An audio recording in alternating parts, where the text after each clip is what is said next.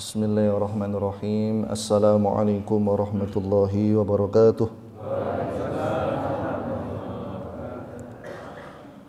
Innal hamdalillah nahmaduhu wa nasta'inuhu wa nastaghfiruh wa nastahdihi wa natubu ilaih. Wa na'udzu billahi min shururi anfusina wa sayyiati a'malina. May yahdihillahu fala mudilla lahu wa may yudlil fala hadiyalah. Wa asyhadu an la ilaha illallah wahdahu la syarika lah wa asyhadu anna Muhammadan abduhu wa rasuluh sallallahu alaihi wa ala alihi wa sallama tasliman katsira. Qala Allah ta'ala fi kitabihil karim wa huwa asdaqul qailin. A'udzu billahi minasy syaithanir rajim. Ya ayyuhalladzina amanu taqullaha haqqa tuqatih wa la tamutunna illa wa antum muslimun. Wa qala aidan ya ayyuhan nasu taqu rabbakumul ladzi khalaqakum min nafsin wahidah wa khalaqa minha zawjaha wa batha minhuma rijalan katsiran wa nisaa'a wattaqullaha alladzi tasaaluna bihi wal arham innallaha kana 'alaikum raqiba. وقال تعالى يا أيها الذين آمنوا اتقوا الله وقولوا قولا سديدا يصلح لكم أعمالكم ويغفر لكم ذنوبكم ومن يطع الله ورسوله فقد فاز فوزا عظيما. Ma'asyiral muslimin, para pejuang subuh, gerakan subuh berjamaah, baik warga lokal di sekitar Masjid Al-Mahmudi ataupun yang ada di seantero jagat bumi sukun Kota Malang, yang sama-sama kita hormati dan muliakan Bapak Haji Sasmito, Ketua PCM Sukun bersama jajarannya, wabil khusus sesepuh kita Bapak Haji Suprayitno dan Kiai Khos kita Kiai Haji Imam Sodikin hafidhahumullah. Semoga Allah menjaga beliau-beliau semuanya. Amin ya rabbal alamin. Biasanya sebelum sambutan dihitung Pak Andi, ini gerakan subuh yang keberapa? Berapa? 201. Masya Allah. 2001. 201. Karena Pak Andi ini tertib menghitung ya, mudah-mudahan subuh kita tidak hanya 201 kali ya, tapi lebih dari itu. Terima kasih Ustadz Suryadi dari Wakil Ketua PCM Bidang Tabligh ya, dan juga para takmir, para sesepuh, bini sepuh, saudara-saudara, adik-adik. Ini ada teman-teman juga dari Wakir, Mas Rendra, Insya Allah. Semakin jauh berarti pahalanya semakin banyak. Demikian juga teman-teman dari IMM, Komisariat Reformasi, Reformer dari UIN Maulana Malik Ibrahim Malang, yang sejak kemarin melaksanakan training yang insya Allah sampai hari Ahad. Tentunya bersama-sama marilah senantiasa kita memanjatkan puja dan puji syukur kehadirat Allah Subhanahu wa taala atas segala limpahan nikmat dan karunia-Nya. Di antara nikmat Allah yang terbesar itu adalah nikmat kita berkumpul bersama orang-orang baik, kumpul bersama orang-orang soleh, dan itu di antara nikmat yang perlu kita syukuri kepada Allah Subhanahu wa ta'ala.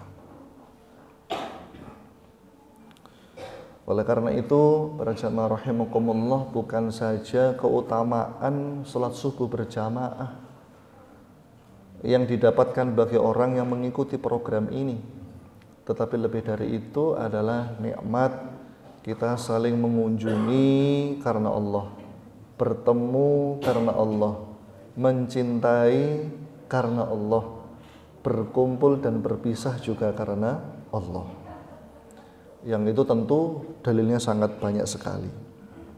Oleh karena itu kami selaku takmir dan juga mewakili jamaah Masjid Al-Mahmudi merasa bersyukur dan merasa mendapatkan kehormatan ketika masjid kami ini diberi peluang untuk menjadi wasilah amal soleh dari kita semuanya. Walaupun tentu ada banyak keterbatasan, terutama tempatnya ini ya. Tempatnya kalau kemarin itu Nur Nasrullah sudah berapa lantai Pak? 3 lantai Pak ya. Karena kan bangun terus tuh di belakang itu Pak Kiai kita ini. Ya mudah-mudahan kedepannya ini masjid kita juga bisa mendapat rezeki untuk ditambah ya, ditingkat. Bersyukur sekali, mudah-mudahan kehadiran dan kerawuhan panjenengan semuanya oleh Allah dicatat sebagai pemberat timbangan amal soleh kita di hari kiamat. Para bapak ibu jamaah yang dimuliakan oleh Allah, tema kajian kita pada pagi hari ini adalah tentang nikmatnya persahabatan karena Allah. Nikmatnya persahabatan karena Allah. Karena di antara banyak sekali nikmat yang Allah berikan, di antara nikmat yang sering kita lupakan adalah nikmat kita bersaudara, nikmat kita saling mencintai, bersahabat lillahi ta'ala karena Allah subhanahu wa ta'ala.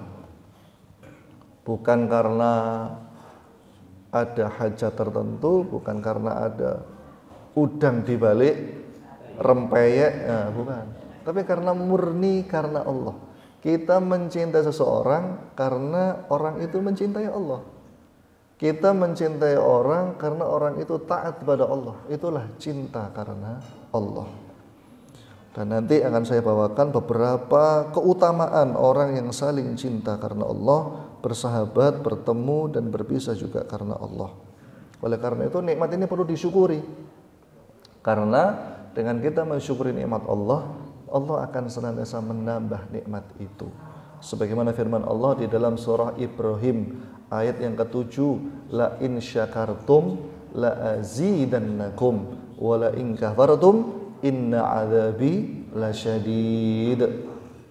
Sungguh benar-benar jika kamu bersyukur, la azidannakum, pasti akan aku tambah.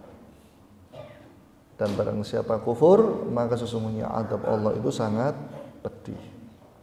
Nah, di antara nikmat yang sering kita lupakan adalah nikmat yang tidak kita sadari, yaitu memiliki saudara, sahabat yang kita bangun atas dasar ketakwaan dan cinta karena Allah Subhanahu wa ta'ala.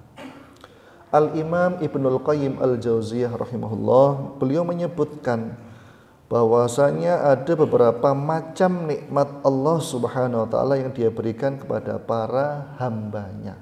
Ada 3. Pertama, nikmat yang telah didapatkan dan telah diakui oleh hambanya. Nah, nikmat yang didapatkan dan diakui oleh hamba tersebut yang sehingga dia bersyukur, berterima kasih kepada Allah Subhanahu wa ta'ala. Kemudian yang kedua adalah nikmat yang dinantikan dan diharapkan oleh hambanya. Nah, ini khususnya adalah orang-orang yang beriman. Kita mengharap surganya, ridhonya, cintanya, syafaat dari nabinya sallallahu alaihi wasallam. Itu nikmat yang belum kita dapatkan, tapi kita berharap untuk mendapatkan nikmat itu. Dan yang ketiga adalah nikmat yang sudah didapatkan seorang hamba, tetapi hamba itu tidak menyadarinya. Niki kata nama mboten banyak nikmat sehat, nikmat kesempatan, ni'matani maghbunun fihi ma katsirun minan nasi as-sihah wal faragh. 2 nikmat yang manusia sering lupa untuk menyadarinya, mensyukurinya, nikmat kesehatan dan nikmat kesempatan. Tempo hari saya mendapat cerita dari teman sekantor.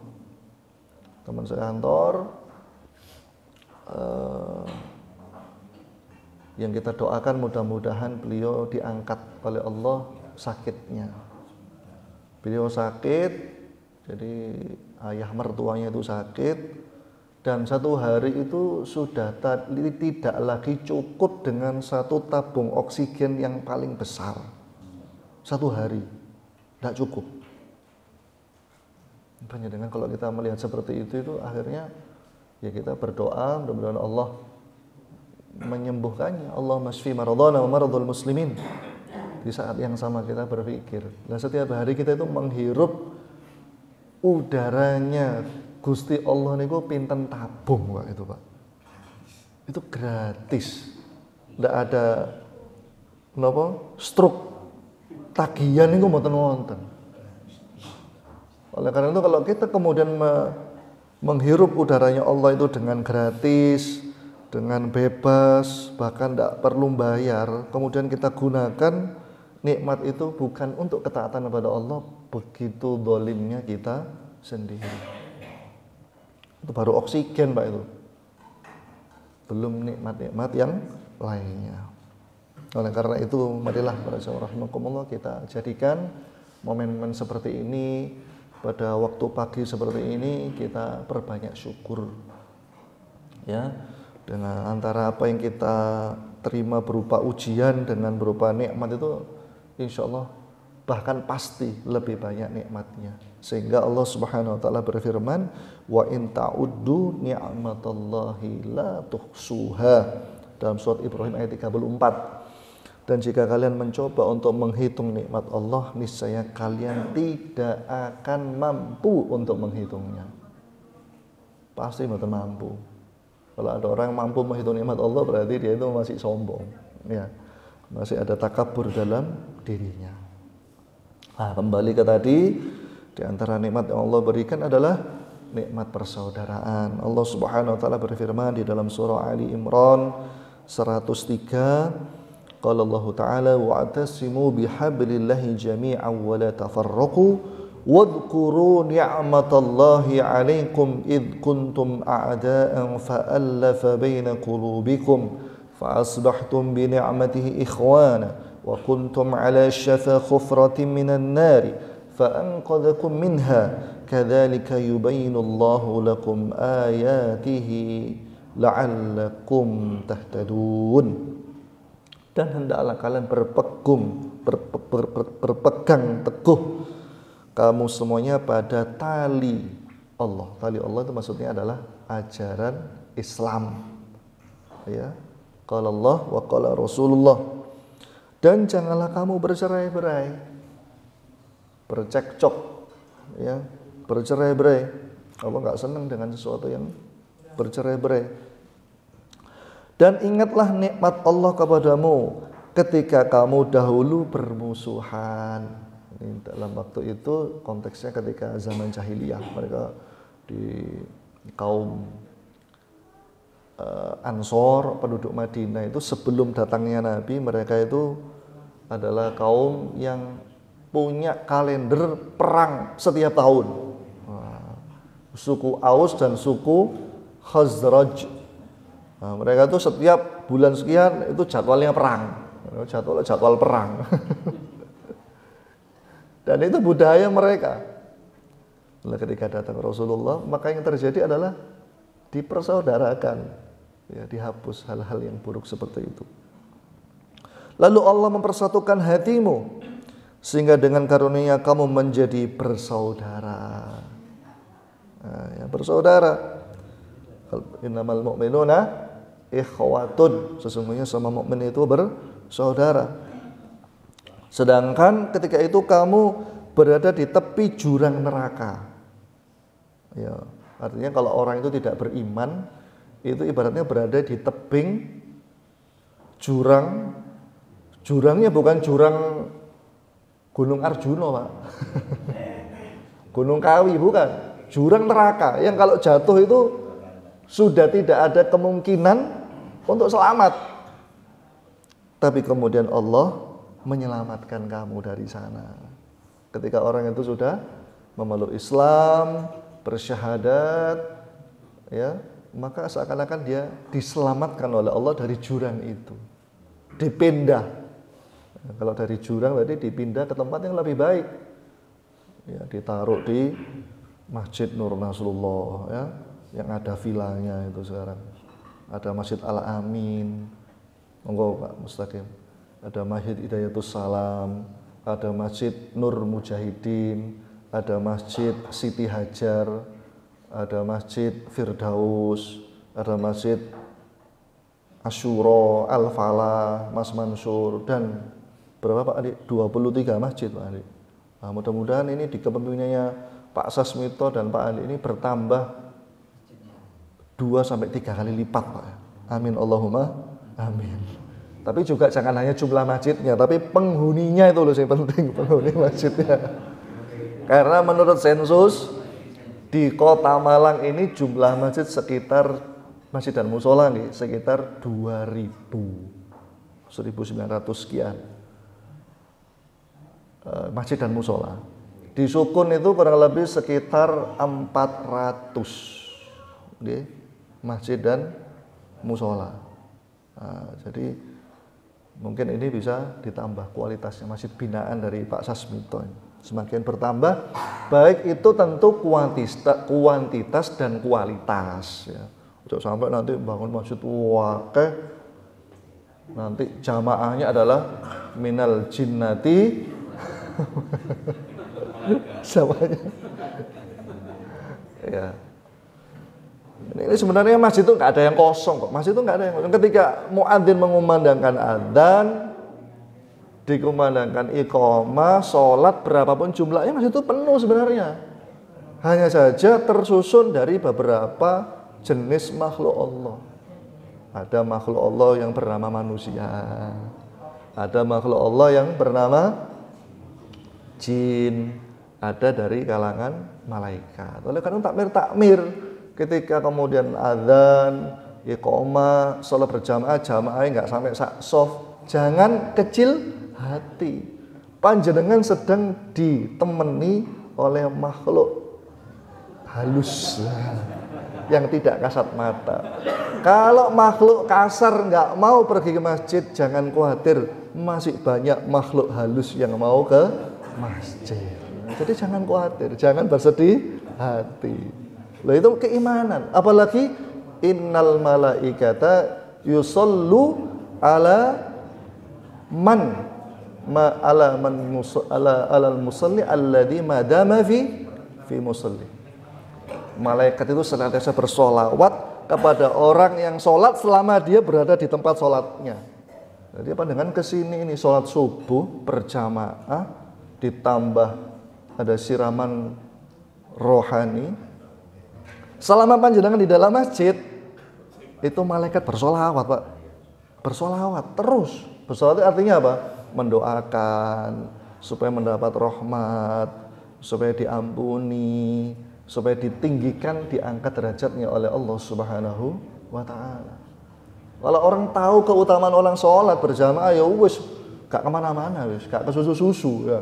Orang kita itu kan sholat 5 menit, itu pun 5 menitnya di dalamnya itu persentase kekhusyuannya kadang hanya 10 detik ya. Loh, moro-moro wis salam tiba ya. Ya karena itu, tapi nggak apa-apa, perlu terus untuk terus ditingkatkan ya tadi. Kemudian para jamaah yang dimuliakan oleh Allah Subhanahu wa taala, banyak sekali keutamaan bagi orang yang bersaudara, bersahabat karena Allah Subhanahu wa taala. Yang pertama adalah persaudaraan dan persahabatan yang dibangun karena Allah taala adalah ikatan iman yang paling kuat. Nah, karena ada banyak ikatan keimanan ya. Ada ikatan persaudaraan, ada ikatan. Dan di antara ikatan iman yang paling kuat adalah persahabatan atau cinta dan benci semata-mata karena Allah Subhanahu wa taala. Dalam hadis At-Tabrani dan dikatakan bahwasanya ada hadis yang hasan, bahwasanya baginda Rasulullah SAW bersabda, "Authaqu oral imani al-hubbu fillahi wal baghdhu fillah." Ikatan iman yang paling kuat, authaq ya, yang paling kuat dari apa? Tali. Ya, tali yang paling kuat dalam hal keimanan adalah cinta karena Allah dan juga benci karena Allah. Tadi kan kita disuruh untuk apa? Wa'tasimu bihablillahi jami'an. Kita disuruh untuk berpegang teguh dengan talinya Allah. Dan di antara pemegang tali yang paling kuat ini adalah ketika kita membangun tali itu dengan semata-mata karena Allah Subhanahu wa taala. Cinta karena Allah. Cinta karena Allah itu seperti apa? Nah, kita misalnya cinta Pak Mustaqim karena Pak Mustaqim ini guru TPQ. Ya. Guru TPQ misalnya, karena beliau mengajarkan Al-Quran. Nah itu berarti kita cintanya karena Allah, bukan karena wah aku sering dikirimi lalapan kemudian saya mencintai. Itu cinta karena dunia. Ya walaupun itu boleh dan itu wajib kita mencintai seseorang karena orang itu baik. Ya. Tapi ada yang lebih dari itu tingkatannya. Itu ketika kita mencintai seseorang karena orang itu mencintai Allah. Kita mencintai Pak Andi ya, karena Pak Andi ini mobilitas untuk menggerakkan semangat masyarakat untuk beribadah, berkhidmah pada Islam itu besar. Maka itu cinta karena Allah. Jadi bukan karena materi duniawi. Kemudian di sini juga ada wal bughdhu lillah, yaitu benci karena Allah. Benci karena apa? Benci karena orang itu tidak mau taat kepada Allah, tidak mau taat kepada Rasulullah SAW. Walaupun tentu ekspresi dari kebencian kita kepada seorang itu tentu diperinci. Karena ada orang itu memang tidak mau tunduk kepada aturan Allah dan Rasulnya karena memang apa? Menentang. Ya, menentang, dia tahu, ya, dia menentang. Nah, maka ini cara ekspresinya tentu berbeda dengan orang yang sebenarnya itu tidak benci dengan tidak mengamalkan ajaran agama bukan karena benci. Tidak mengamalkan ajaran agama karena boleh jadi dia belum tahu. Ya kan? Belum tahu caranya sholat, belum tahu caranya zakat, belum tahu caranya beribadah, toharoh dan macam-macam. Maka ini bukan benci yang diekspresikan dengan marah-marah, tapi dengan cara diajari, dibimbing, diarahkan. Nah, itulah sebuah ikatan iman yang paling kuat, ya. Dakwah, ya. Kemudian yang kedua, orang selain dia mendapatkan tali keimanan yang paling kuat, orang yang saling mencintai karena Allah, dia akan mendapatkan naungan di hari kiamat, di mana pada hari itu tidak ada naungan selain naungan Allah.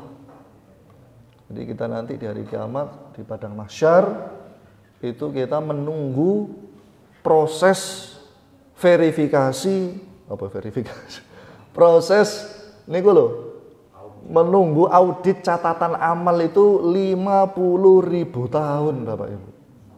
Oke, siap panjenengan? Ya harus siap, enggak siap pokoknya 50.000 tahun. Mau tidak mau siap. Ya. Mau tidak mau, siap tidak siap, nunggu. Panjenengan ngantri 1 jam aja wis ngomel-ngomel ya.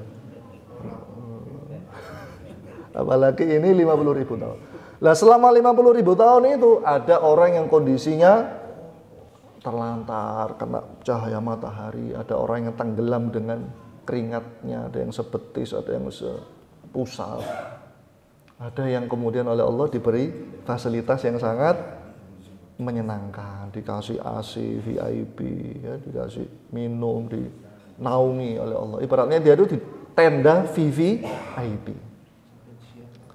Nah, di antara orang yang mendapat perlakuan VIP nanti ketika di padang mahsyar, bahkan juga nanti di hari kiamat adalah orang yang saling mencintai karena Allah. Sebagaimana hadis Bukhari Muslim, sab'atun yudhilluhumullahu fi dhillihi yawma la dhilla illa dhilluh, imamun adin wa syabun nasa'a fi ibadatillahi azza wa jalla wa rajulun qalbu mu'allaqun fil masajid wa rajulan tahabba fillahi ijtama'a alaih wa tafarraqa alaih. Yang pertama adalah imam yang adil, pemimpin yang adil, yang tidak zalim, ya. Kemudian yang kedua, wasyabun nasa'a fi ibadatillahi azza wa jalla, pemuda, remaja yang mereka itu tumbuh dalam ketaatan kepada Allah.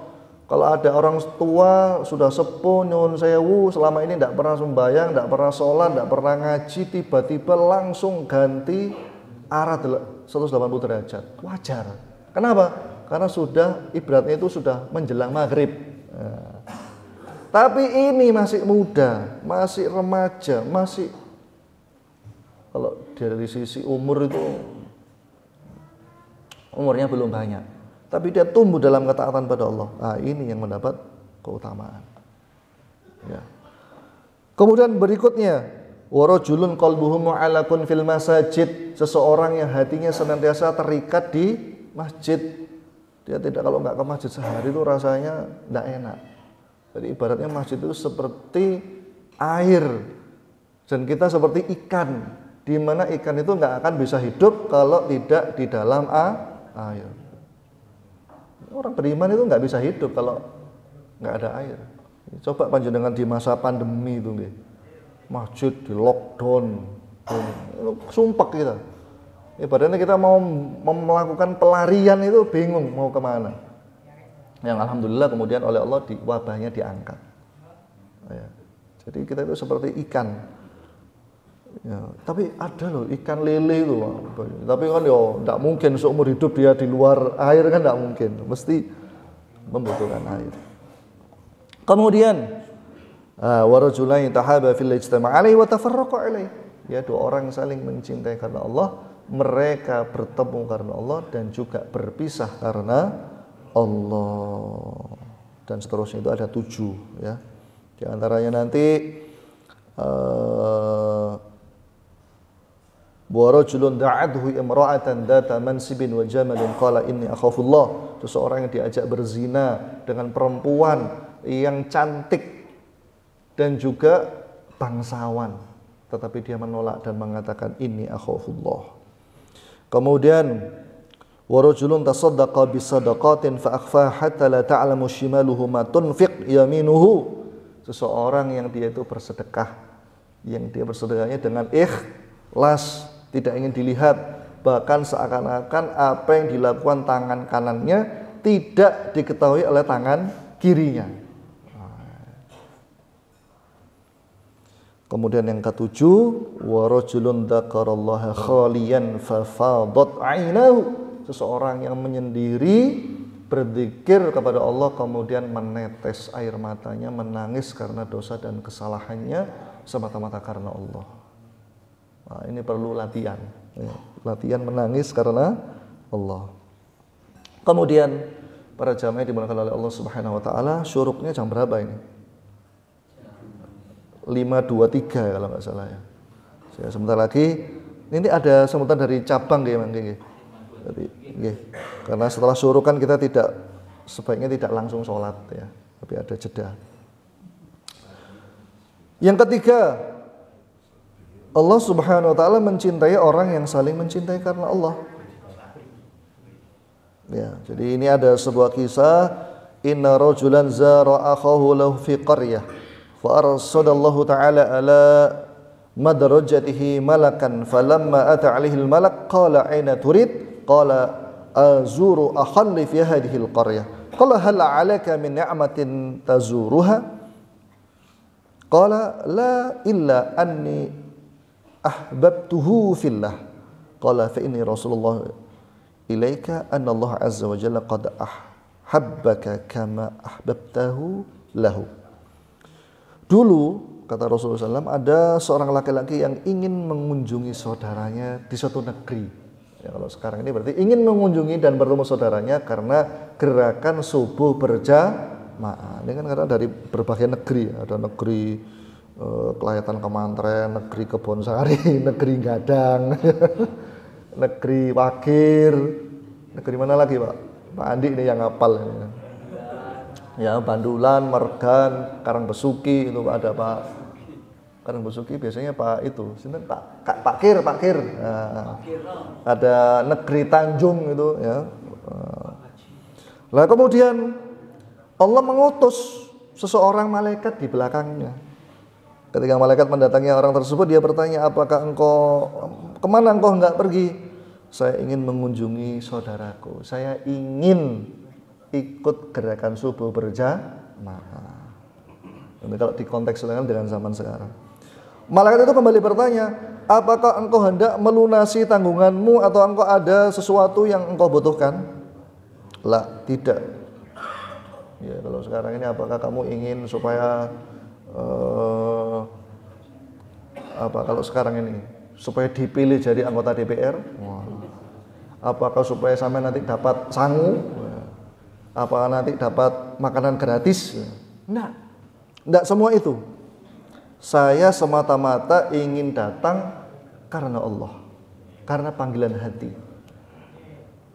Maka malaikat itu pun kemudian berkata, aku adalah malaikat yang diutus oleh Allah Subhanahu wa taala kepadamu. Sesungguhnya Allah Subhanahu wa taala telah mencintaimu sebagaimana engkau mencintai saudaramu karena Allah. Jadi panjenengan datang ke rumah saudaranya panjenengan, itu di belakang panjenengan ada malaikat. Walaupun malaikat tidak selalu kemudian berwujud dan memberikan pertanyaan sebagaimana disebut dalam redaksi hadis ini. Tetapi itu kita meyakininya karena kita iman dengan yang disabdakan oleh baginda Rasulullah Muhammad sallallahu alaihi wasallam. Ini hadis riwayat Muslim. Yang keempat, cinta karena Allah adalah sebab seorang hamba bisa merasakan manisnya iman. Kan pernah kan? Para sahabat itu pernah mengatakan, seandainya para raja-raja, presiden-presiden, atau bahkan ketua PBB itu merusakan kenikmatan yang ada di dalam hati saya, niscaya mereka akan datang kepadaku dan memenggal leherku. Maksudnya kenapa? Orang yang dengan jabatan yang paling tinggi sekalipun itu pasti akan iri melihat kelezatan iman yang dimiliki oleh seseorang yang itu imannya kepada Allah benar-benar kuat. Karena iman itu punya rasa, Pak. Iman itu punya kelezatan. Yang kelezatan itu tidak akan bisa dirasakan kecuali orang yang beriman. Sehingga dengan kelezatan itu seandainya para raja itu tahu, mereka akan iri, mereka akan dengki, dan akan memusuhi dan bahkan membunuh orang-orang yang diirinya itu. Bayangkan, Pak, begitu apa ya? Begitu besarnya kenikmatan dan kelezatan keimanan bagi orang-orang yang sudah menjadikan cinta kepada Allah itu sesuatu yang paling dia nikmati, bukan lagi materi duniawi. Jadi sampai rojo-rojo itu seandainya tahu apa yang saya rasakan, saya nikmati berupa kelezatan iman, mereka akan memusuhiku, bahkan akan mengejar-ngejar ke aku. Karena mereka tidak memiliki apa yang kita miliki, gitu loh. Dan itu kembali kepada iman. Lah, Rasulullah SAW bersabda, "Man ahabba ayyajita ta'amal imani falyuhibba al-mar'a la yuhibbuhu illa lillah." Barang siapa ingin merasakan nikmatnya iman, lezatnya iman, manisnya iman, hendaklah ia tidak mencintai seorang pun kecuali karena Allah. Tapi kalau kita mencintai seorang bukan karena Allah, pasti kita akan kecewa. Kita pasti akan, oh ternyata kok begitu. Karena ada tendensi duniawi. Wis tak dukung ternyata aku gak diperhatekno. Wis tak ewangi ternyata aku yo ora dianggap. Seperti itu. Karena cintanya bukan karena Allah. Tapi kalau karena Allah, Dia memberikan respon apapun kita tidak peduli. Karena pada hakikat yang kita butuhkan adalah balasan dari Allah Subhanahu wa ta'ala. Yang terakhir, para bapak ibu jamaah yang dimuliakan oleh Allah, seseorang itu akan dikumpulkan bersama orang yang dicintainya. Nah, ini penting.